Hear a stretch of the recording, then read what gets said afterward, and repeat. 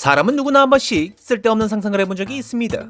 지구상이 유일무이한 권력자가 되어 세상을 지배하기, 슈퍼히어로가 되어 모든 문제를 소탕하기, 아니면 특수한 능력이 생겨 인생 날먹하기 등이 있겠죠. 워워 거기까지. 아무튼 누구나 한 번쯤 이런 상상을 해보긴 하지만 한편으론 그게 절대로 가능할 리 없다는 현실도 자각하고 있습니다. 그렇게 이 비현실적인 상상은 그저 우리들이 머릿속에서만 맴돌 뿐 밖으로 꺼내지진 않죠. 물론 간혹 그런 걸 진짜로 현실로 믿는 사람들이 있긴 한데 그런 분들은 다들 나는 나폴레옹이다. 대체 당신이 나폴레옹이라고 누가 그럽니까? 신이 그랬어요. 엥? 난 그런 말 한 적 없는데. 예, 병원으로 정모하러 갔을 겁니다. 그런데 말이죠, 이런 망상을 계속 사람들에게 떠벌리고 다녔음에도 병원 정모는커녕 실제로 그 망상을 현실로 이뤄낸 사람이 있습니다. 그는 바로 노턴 황제라고 불리던 미국의 황제입니다.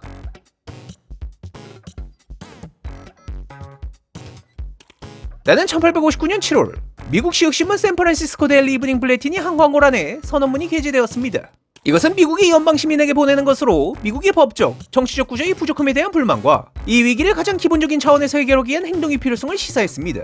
이게 대체 뭔 말인가요? 뭐 대충 쉽게 설명하자면, 님들 요즘 미국 법과 정치가 참 거지 같은데 이거 나만 그럼?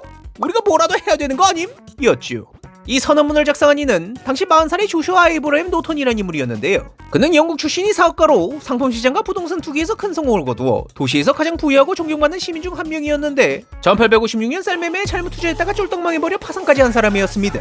그러다 1858년 갑자기 미국 의회에 출마할 생각을 가지고 광고도 게재했었는데 이때 뭔가 잘 안 풀렸는지 1년 뒤에 그러한 선언문을 올렸던 겁니다. 그리고 2개월 뒤에 마침내 돌아버린 건지 이번엔 신문사에 직접 편지 하나를 전달했죠.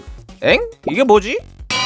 미국 시민 대다수의 절대적인 요청과 희망에 따라 나 조슈아 노턴은 나 자신을 미국 황제로 선포합니다. 또한 저에게 부여된 권한에 따라 연방의 각주 대표자들에게 다음해 6월 1일 이 도시의 뮤지컬홀에 모여 연방의 기존 법률을 개정해 나라가 겪고 있는 문제를 개선하고 그렇게 함으로써 국내의 우리의 안정과 성실성에 대한 신뢰를 확립하도록 명령하고 지시합니다. 노턴 1세 미국 황제. 와, 이거 미친놈 아니야? 근데 개웃기네. 오늘 저녁 신문에 올려야지 해서 진짜로 그날 저녁 신문에 이 편지 내용이 올라가게 됩니다.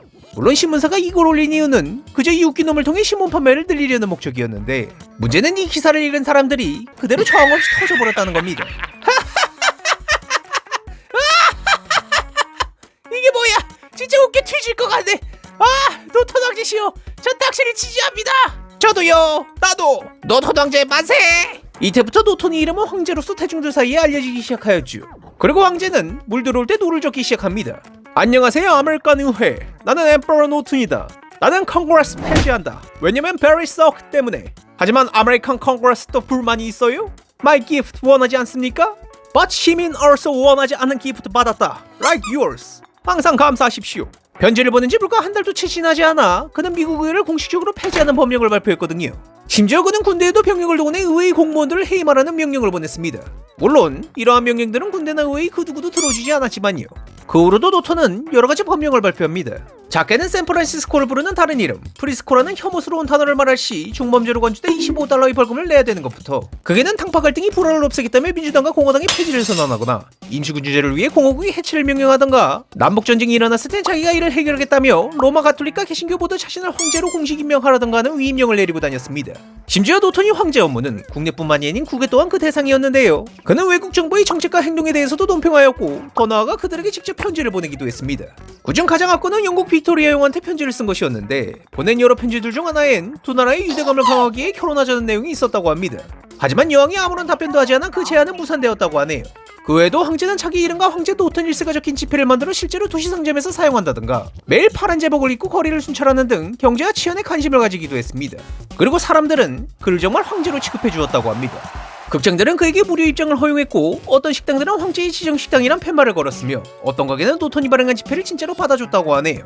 심지어 그에게 자발적으로 세금을 납부하는 곳들도 있었다고 합니다. 그러던 어느 날 이런 노턴을 보도 못한 지역경찰관들이 그를 체포한 뒤 강제로 정신질환 치료를 받게 하는 사건이 벌어졌습니다. 허나 이 체포 사실이 알려지자 니들이 뭔데 우리 황제 폐하를 건드리냐? 반란이다! 반란이야! 많은 시민들이 경찰들에게 분노를 쏟아냈으며 여러 신문사들은 경찰에 대한 신랄한 비판 기사를 실었습니다. 결국 경찰은 노턴을 석방하였으며 경찰서장이 직접 공식 사과까지 했다고 합니다. 다행히도 관대한 황제께서는 짐은 너희들의 죄를 잇도록 하마 그들에게 사면을 내려줬죠. 이후 샌프란시스코 경찰들은 황제 폐하의 권위를 존중하기 위해 그와 마주치면 경례를 했다고 하네요. 그 뒤로 노토는 자신의 지위에 대한 인정의 표시로 몇 가지 훈장을 받았습니다. 그리고 당시 미국 인구조사에 그의 직업이 공식적으로 황제로 기재되었죠. 물론 그가 정신에 이상이 있다는 것도 기록되었지만요. 이후로도 몇십 년 동안 매일 거리를 순찰하며 여러 정치, 과학 집회나 연극, 음악 공연에 참석해 민생과 치안에 힘쓰던 황제는 1880년 1월 8일 목요일 저녁 캘리포니아 과학 아카데미에서 열리는 토론회에 참석하던 중 쓰러져 61세의 나이로 사망하게 됩니다. 여러 신문사들이 이 소식을 황제의 죽음으로 보도하며 널리 알렸으며 사람들은 그의 장례 기금을 마련해 성대한 장례식을 준비했고 장례식장인 약 1만 명의 사람들이 방문했다고 하네요. 이렇게 해서 미국의 황제 노톤 1세의 삶은 막을 내립니다. 허나 노톤은 사회에도 계속 언급되며 사람들에게 기억되죠. 그가 생전에 샌프란시스코 베이 위에 다리를 놓아야 한다는 칙령을 발표한 적이 있는데 훗날 진짜로 그 문구가 생기자 사람들이 다리 근처에 노톤 황제를 기리는 기념 동판을 세웠으며 그가 발표했던 선언문들은 이제 박물관에 전시되어 있고 그가 발행했던 지폐들은 이제 경매에서 $10,000 이상에 팔린다고 해요. 그리고 수많은 책, 영화, 게임에도 영감을 주었으며 최근까지도 샌프란시스코의 주요 공공 랜드마크에 노톤이 이름을 붙이려는 노력이 계속되고 있다 합니다.